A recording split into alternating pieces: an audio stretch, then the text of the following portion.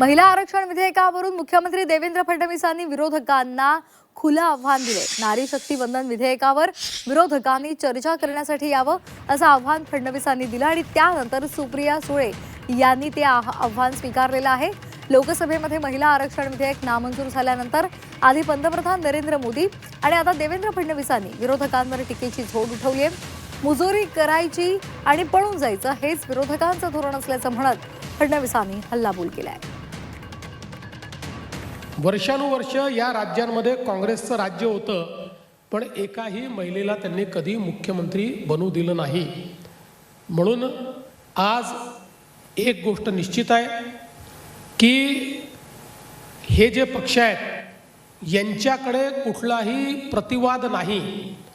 मी तर आज त्यांना ओपन चॅलेंज देतो, ओपन चॅलेंज की माझ्या स्तरातल्या कुठल्याही त्यांच्या नेत्यांनी माझ्यासोबत महिला विधेयकाच्या संदर्भात ओपन डिबेट करावी। ओपन डिबेट की याच्यामध्ये काय चूक आहे, या पद्धतीत काय चूक आहे, याच्यावर ओपन डिबेट करावी।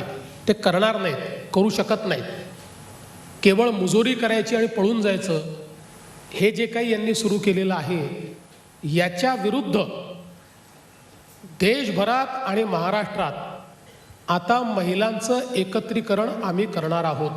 मुख्यमंत्री म्हणतील ती जागा, माननीय मुख्यमंत्री म्हणतील ती वेळ, कारण का ते माझ्यापेक्षा जास्त व्यस्त आहेत, त्याच्यामुळे ते म्हणतील ती वेळ विनम्रपणे आमच्यापैकी कोणीही विरोधक म्हणून नाही, पण देशाला वास्तव कळलं पाहिजे। कारण का महिला आरक्षणाला विरोधच नाही आहे ना, बिल पास झाल्या। अहो बाळ तुमचं 10वी पास झालेलं आहे ऑलरेडी, ते 12वीत गेले आणि 12वीत तुम्ही विचारताय 10वीचं सर्टिफिकेटच नाही। अरे मग मी 12वीत 11वी 12वी केली कशी जर 10वीत अरे काय विषयच नाही ना, कारण का डिबेटच नाही आहे। जर माननीय